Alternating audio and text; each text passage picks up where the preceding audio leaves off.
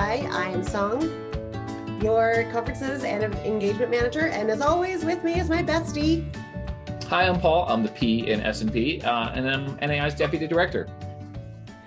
Paul, it is June, and it is Volunteer Week. Some of my all-time favorite people are volunteers. And I know that when I worked at the zoo, none of my events would have been very good if I had not had a ton of volunteer help.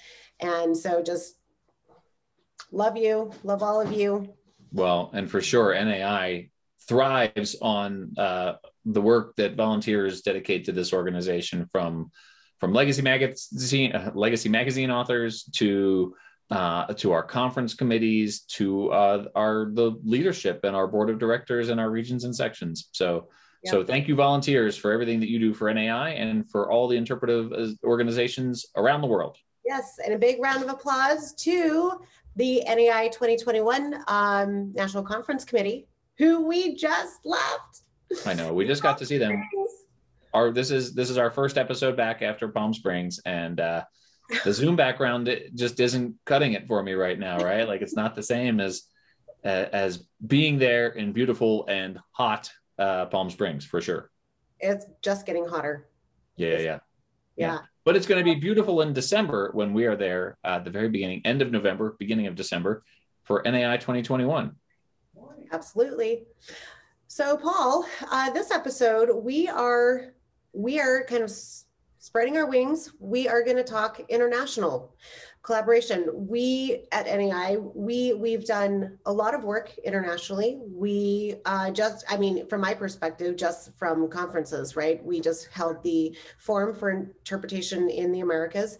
I know that NAI has done physical international conferences. You're ridiculous. If your Zoom background was not there, people could probably see like your millions of lanyards and your big South Korea banner. So NAI's reach has really gone global, and it's an important part of who we are and our mission to save the world via interpretation. Absolutely. And just, as evidence of that, our next episode of S&P, we're going to be speaking with Stuart Frost of the British Museum in London about their LGBTQ-led volunteer guided programs that where they highlight items of importance to the LGBTQ history. And so obviously that's part of our conversation about Pride Month, but it's just by happenstance that it's reflective of the larger global community that interpretation has become. And and NAI is one of many organizations involved in that community, and certainly the conversation about why NAI is involved in the international community and what we're doing and how that interpretation has changed globally in recent years is such an important thing for NAI to be involved with. To that end, Song, we have two prominent players with NAI's involvement with the international conference and the international community. And so let's just jump right into that conversation with Amy and Chuck. Cool. Well, Paul, we at NAI have several specialty organizations within NAI. We've got our regions, we've got our sections. We also have additional special interest task forces. And one of those task forces is our international task force. And joining us is Amy Lethbridge. I think she's underneath me. She's underneath me on this recording. So and she's Amy, are you, I don't know what the names of people are on the task force, but you are the grand poobah of this task force. Yes. And Grand Poobah is the preferred title. Yes. Perfect. I think it's in the bylaws. Look at the bylaws. That's in there.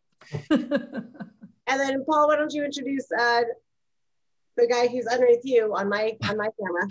So over here, I have Chuck Lennox, who is one of the very first people I met at my very first NAI regional workshop in North Bend, Washington, back in 2003, I think. Wow. I know that was a long time ago. I remember we went kayaking in Puget Sound, and it was just crazy windy, and people were getting capsized. And anyway, that's neither here nor there. Chuck is the main organizer, lead guy with the Global Alliance for Heritage Interpretation, or GAHI, through which we were party to the international forum this year that we did with Interpretation Canada and the Interpretive Guides Association and our friends down in Mexico, Interpat MX. And so Chuck and Amy have been very, very involved with NAI's work in the international arena. And that work goes back a decade and a half. Our first international conference was in San Juan, Puerto Rico in 2006. And I know that Amy was there. I know it's been a long time. It's been a long time. So I wanted to start just by talking about, a question that we get a lot. Why is NAI involved in international work? What's the value to NAI and to the field for NAI to be involved at this level? And so, Amy, I'll start with you in that question. Sure. Well, heritage interpretation is a global issue, period. And so for me, as an active member in NAI, as a supporter of heritage interpretation, it doesn't make sense to me to only look at it from the framework of what we do here in the US. An analogy might be, if you're a birder, you don't stop caring about or being interested in birds when you get to a national border, right? You support conservation of birds and you try and see birds all over the world. That's how I feel about global interpretation.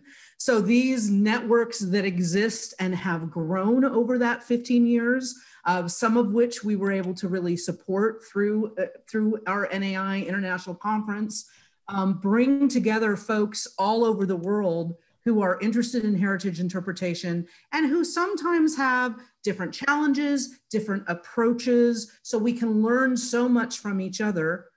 And then lastly, of course, we're always talking about the need for advocacy of interpretation as a profession, as an interest area, and it doesn't make sense to cut off the group of advocates that exist for telling our heritage, telling the stories of our heritage all around the world. And I will say, I love NAI. I love the national conferences. I learned so much from our NAI members. I also learned so much from our global members, whether they're members of NAI or members of other heritage interpretation associations, because sometimes people have different ideas or processes that grow out of their unique situations. And if we don't avail ourselves of those examples and that information, then we cut off our own access to new ways of doing things, new ways of looking at things. We can all learn from each other.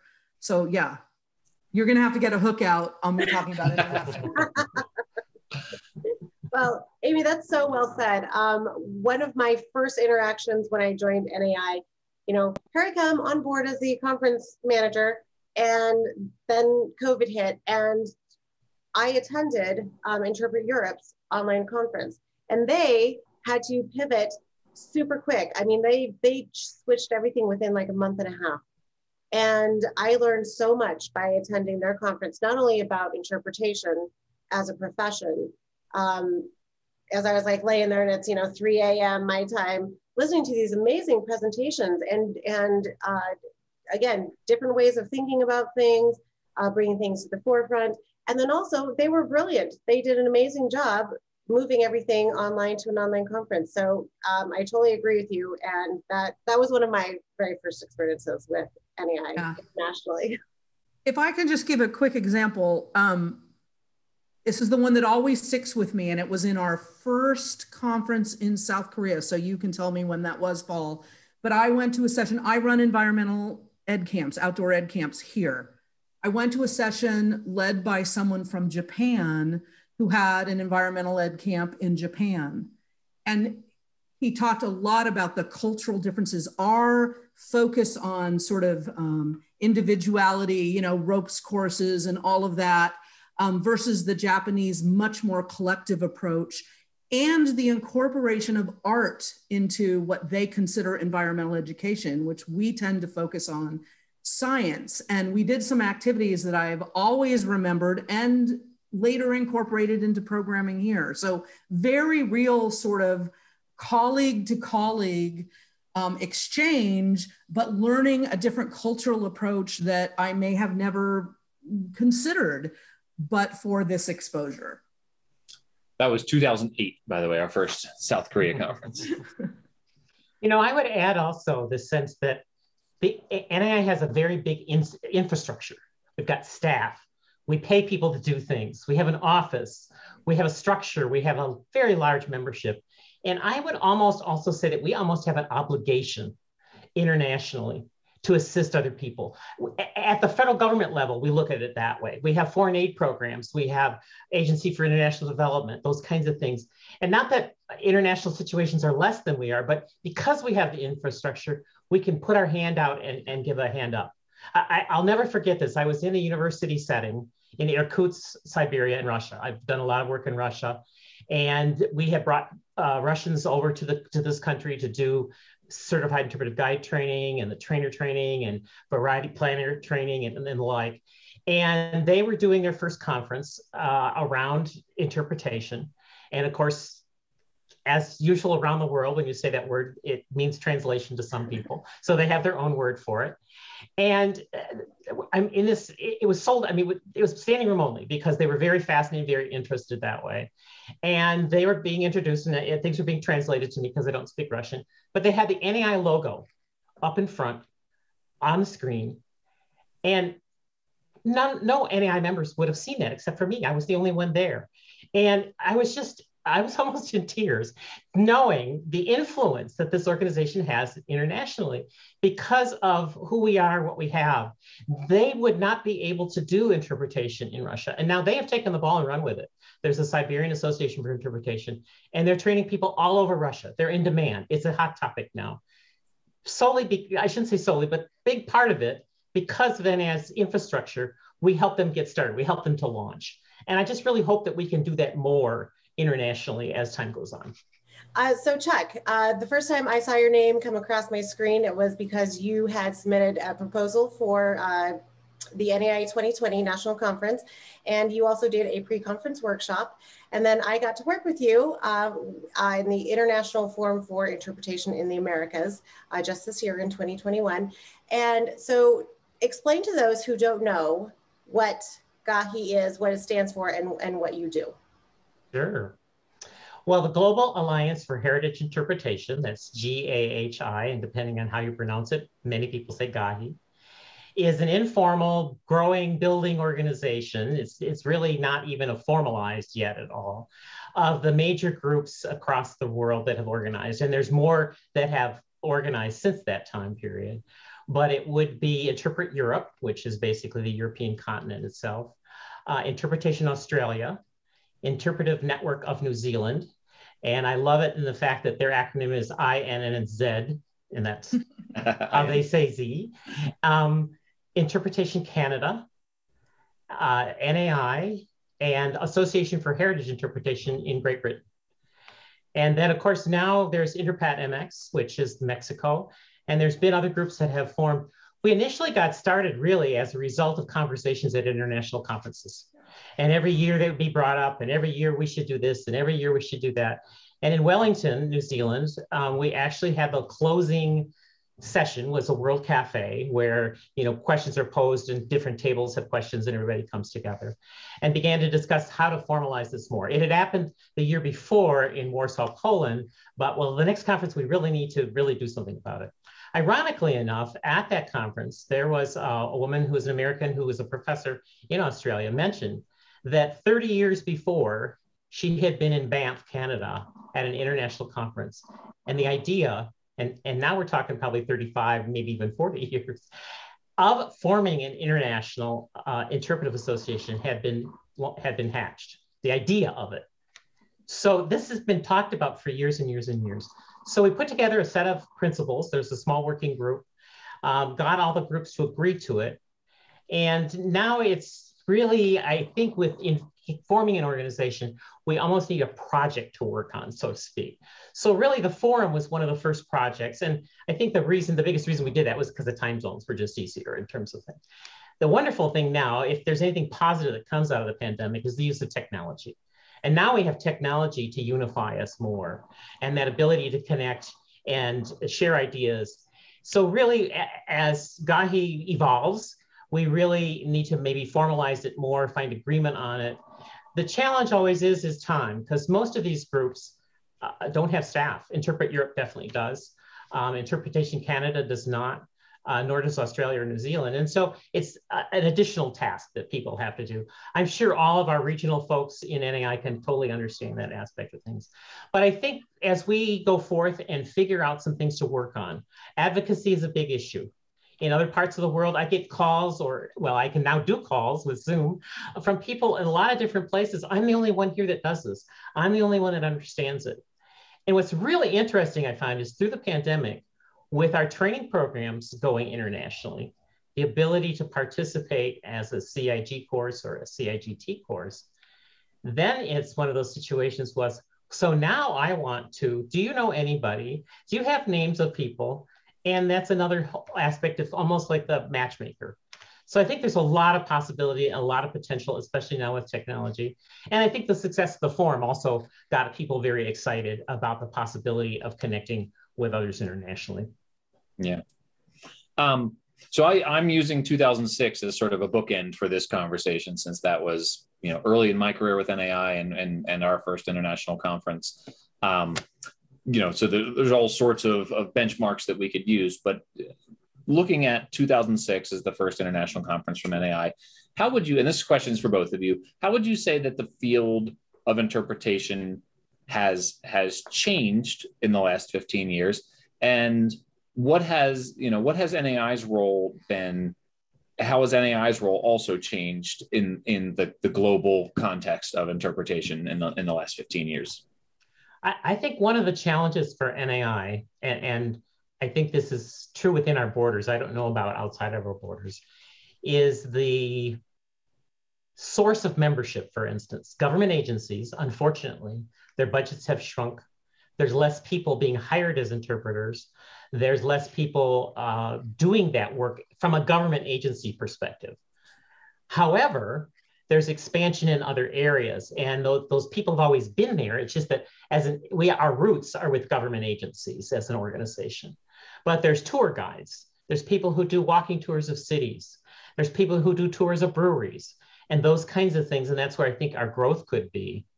Elsewhere in the world, in many ways, it's not so much government agencies as it is seeing the benefits of interpretation. Interpret Europe's a classic example of them adding their certification program. I've heard of some wonderful stories of getting farmers in rural areas understanding what interpretation is, not in an academic sense, but in almost a sense of what can it do for me? Good communication, good tours, good storytelling, those kinds of things. Yeah, I would echo the not just the growth of tourism, but the growth of best practice heritage interpretation in tourism, both in tourism delivery from the guides, but also in interpretive planning. I think there's just a better understanding of the field. It's one of the places that I know many members of the global community have provided assistance in newly developed tourism areas or projects to make sure that from the beginning, good, solid interpretation is part of that tourism package. And so that's one of the changes. Certainly this last year, everything changed. And I think, as we said earlier, in a very positive way for this topic of how do we do more global sharing and collaboration, because we now know how to not only go digital and address time frames and all of that, but get programs translated. I mean, the beauty of that forum on the Americas was not just how many people participated from all these different countries, but you could listen to it in 3 different languages very easily. I mean, I think in 2006, we wouldn't even have dreamed that we could have had such a forum. So that's just a huge leap forward. And then I think the growth of associations, which I'm very proud NAI has had a small part in, whether it's hosting informal conversations or formal conversations at a variety of our international conferences, or hosting folks who come to Fort Collins and just want to pick the staff's brain. I mean, that, or the calls like Chuck is talking about, how do we do this? What did you find with that?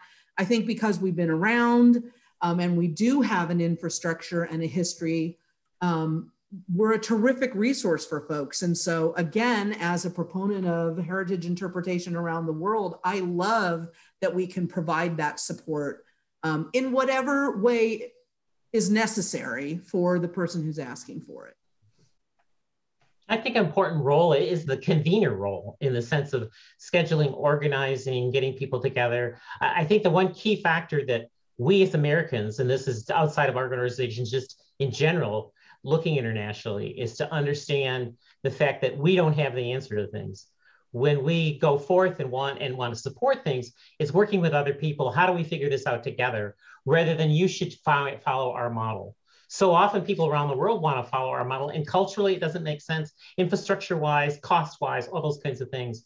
But we have to keep an open mind to the fact that offering to bring people together to talk about how to do things and do things differently, all to the same goal. But sometimes, and I agree with you 100%, but sometimes having something is easier and better than having nothing. And so I think to Panama, where I've done a lot of work, where initially used the CIG and CIT model, really did a fantastic job promoting professional certification among the tour guide community as a way of advocating for that community and elevating interpretation in the tourism conversation. One of my very favorite evaluation factors is our good friend, Benny Wilson, who says, I took the CIG and my tips went up. Yeah. Right? Yeah. That's no joke, But right? That's no joke. Over time, our CIG materials were morphed to be more culturally relevant, to use examples that are from Panama, that, examples from our national parks that didn't necessarily make sense there. And ultimately, they formed a tour guide association and a training program that interpretation is a core part of, but is no longer, we're dependent on this US organization. And yet they're still very proud NAI members. They proudly wear the certification pin. So it's nice to see. I mean, that's how it should be, right? We should help get people started, and then they have local control over what works for them in their community, and we can be a support system. And we've seen that in a lot of different places. I'm proud of that. We should not, and nor do I think we do, hang on to, no, this is the way and our way and the only way. It's not about that. I heard a similar story from one of my Russian colleagues who is a college professor, Dr. Elena Weber, and she was a tour guide for the city. She teaches tour guides, but in the summertime, she's available. And this was an international tour, National Geographic private jet tour. So people stay in the private jet, fly, land, fly, land. She was the local tour person for that area. Very upscale audience.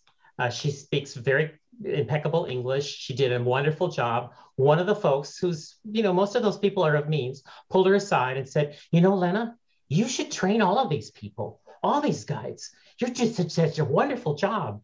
And she was just like confused a little bit, but she realized that it was a different perspective of sharing information, of giving a tour, that interpretation helped her to kind of refine that and not be full of facts and figures and numbers and information, our walking book, but to do a real interpretive tour and create an experience, which is what these people paid for, good money. But she was just walked away, and she was so proud of that. And it was so exciting to hear that story. So, and it translates to non-personal interpretation as well. I mean, how many World Heritage sites have we gone to where the signage is numbers and facts and figures? So using interpretive techniques in all aspects of heritage interpretation. Right. If a member or a non-member of NAI wants to become more involved with international collaboration, what are some resources that we can offer to them? Obviously, I know that Paul hosts Intertalk every week, and I know that we do have several members from outside of the US who participate. As far, Europe, obviously there's a time change issue or time zone issue, but from Europe, all over Canada, Central and South America, they'll pop in. So we do have that resource. We do have our international conferences, either online like we did with the forum, or in person, hopefully as we get back to a little more normal. But what other resources can we provide if people want to increase their international collaboration? Well, one of the things I love about NAI, and this is both national and international, is that it's such a great pool of smart, friendly folks who, I need to know more about X, who can I call? And that's true of our international members and contacts as it is of our local members. So I think if someone has a specific place they're interested in or question they're interested in, again, that convener facilitator role of, oh, you should talk to so-and-so is huge. It's pretty informal, but I avail myself of that network often. The other element that can come into play, and I have done this where I've become a member of Interpretation Canada. I've become a member of Interpret Europe and participated in their conferences, both as a presenter and then as an attendee. And that, yes, it does cost some money, but it expands the fact that people that do things differently can get new ideas that way. And with technology now, there's no travel expenses. There is a great benefit, however, also to be in person, because you've just developed a closer relationship with people, connection with people and the like. But I think thinking about, what do I want to know internationally and how would I find that out? And what are some things that are happening? Having a curious mind is a helpful aspect to all this too.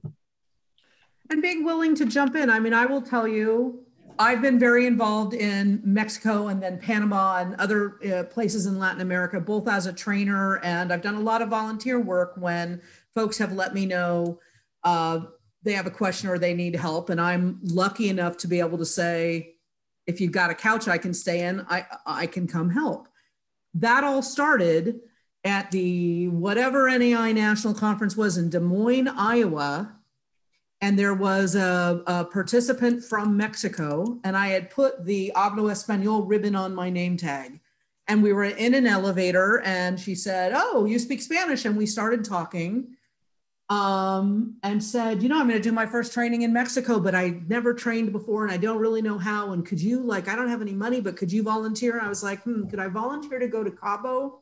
Do interp training? Sure, I'm in. And from that, all of these relationships grew. So I don't want to, there's from sometimes song when people say I'm interested in international work, they mean formal consulting, and that's an avenue. But there's also plenty of ways you can volunteer, you can participate.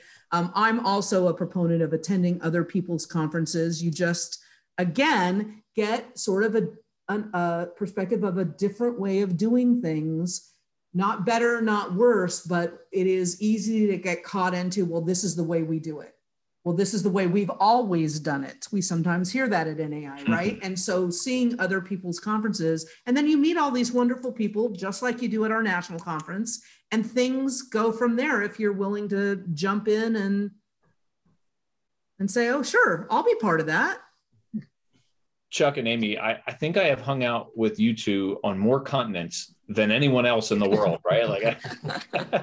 We have spent time together in lots of places. I'm curious though, looking ahead, and we'll sort of wrap up on this question. Amy, you're part of this task force. You've been involved with NAI at a lot of levels. You sort of served as our board president for 2 terms, right?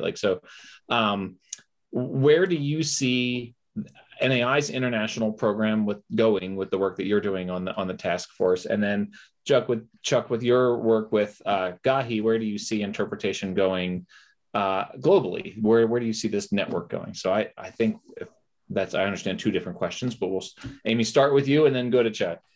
So specifically, one of the things the task force is working on, and this podcast will be helpful, is to educate NAI members about our international effort. I think there are a lot of folks who have concerns or questions that are really very dated. Things we have evolved over the years, and we've heard people's concerns both nationally and internationally about what NAI's role is and how those conferences should go. But also there are really, for the people who have gone to them, they can be really transformative. They can be really amazing, amazing experiences. And I want to have NAI members understand that and hope that they will participate in some way. And again, cost and travel has always been one of the issues, but with digital technology, stuff like the forum, hopefully there will be fewer barriers to participate. So that's one of the things I want to continue doing, is get those stories out there of how those international collaborations have impacted the profession of heritage interpretation. I think that as, you know, there's going to be a lot of discussion at everybody's conference this year on what did we learn from the pandemic? How has interpretation changed? How has tourism changed? We don't have time today, but some fascinating stories about the impact of COVID on tourism. And in some ways, I'll just say this in a positive way, in that people, and I mean national governments, recognize the value and importance of tourism in a way they didn't before until it went down the tubes. And suddenly they realized the percentage of people that worked in those industries, et cetera, et cetera. So I think there's going to be a lot of discussion about that we should be participating in. And as people are growing tourism programs, whether that's private sector or governments, all of us who advocate for best practices in heritage interpretation should be there advocating for interpretation and advocating for interpreters. I think in the end, COVID will give us some opportunities that we didn't have before, because this is a very real conversation now. In terms of GAHI, the one aspect that we need to do, that I need to do, is to figure out ways for the groups to work together. We have to formalize things. We don't have any official agreement, official organization just yet. There's been a change of leadership in Interpret Europe, so I need to make sure that their leadership team understands what GAHI is. They most likely do, but the kinds of things that we could work together on. And that step has gotten started. Millward has been talking to the Association for Heritage Interpretation at their invitation to look at the possibility of doing a series of webinars around international interpretation issues. There are international organizations that have been doing that.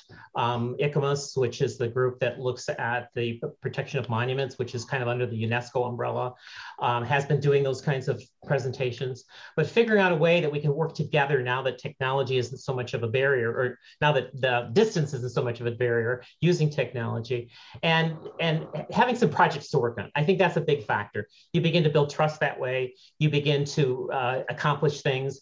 It's little steps, bigger steps, and then leaps. So it's got to be a slower process that way, but finding out ways to maybe organize ourselves a little bit more formally, and maybe even figure out ways to meet. I mean, when you've got time zones around the world, that can be a challenge.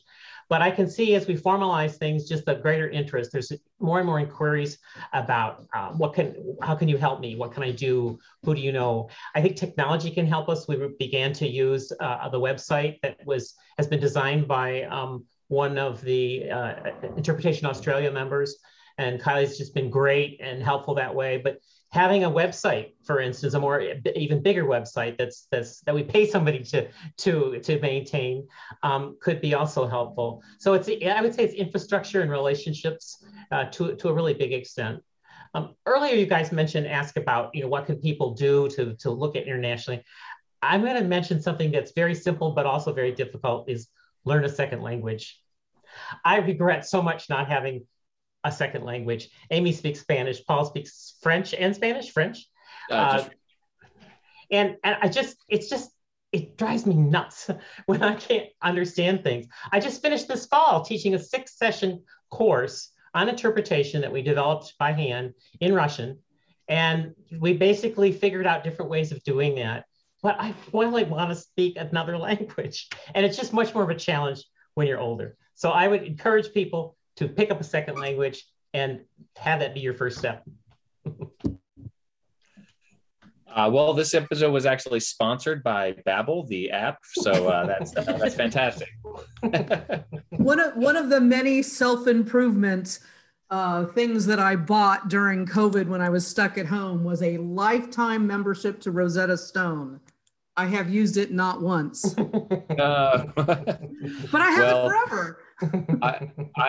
That's like 3 fewer times than I've used my French major in college. So I got to use it when we had our international conference in France a few years ago. But other than that, it's living in Colorado. I don't get a lot of opportunities to speak French. I do, all joking aside, I do agree with you, Chuck. And I think that goes back to curiosity. You know, if you're curious and you want to be involved, then it broadens the mind, but we've got to broaden our approach. So I agree. I do that with food and drink. I drink my way through villages. I don't need to speak the language. I'm just pointing. I'm like, yes. And that's the tour I always sign up for. I'll be right there with you. Way through this city tour. You know, another aspect of that too is when we're in person again, and we will be at some point in time, is when you meet people from elsewhere in the world, spend some time with them. Talk with them, ask questions. You might need a translator. You might need to speak a little bit slower. You might need to do some hand gestures, but reach out and make a connection. Because so often, sometimes, I shouldn't say so often, but sometimes at NAI conferences, you see your friends, you hang out with your friends, but there's other people that are total strangers to you that you never know what's going to happen if you reach out and have a connection, especially with somebody from an international setting. Absolutely. Well, thank you so much for joining us today. And I'm very much looking forward to planning an actual in-person international conference. Yes. And I want to catch up to Paul with traveling with the two of you on various continents.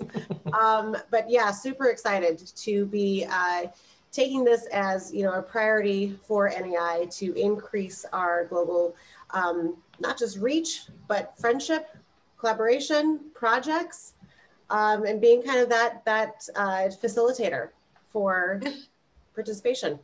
And I'd just like to say, if anyone watching is interested in the task force and wants to participate or has questions, I'm easy to find. I'm in the member directory. Give me a call or an email.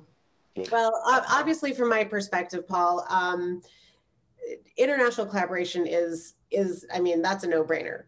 We've got to do it. It's, yep. The world is so big, yet it's so tiny. Right. And with Zoom and other ways to communicate, it makes it a lot easier. Doesn't make it less busy because now you're just working all day. Instead of right, for sure.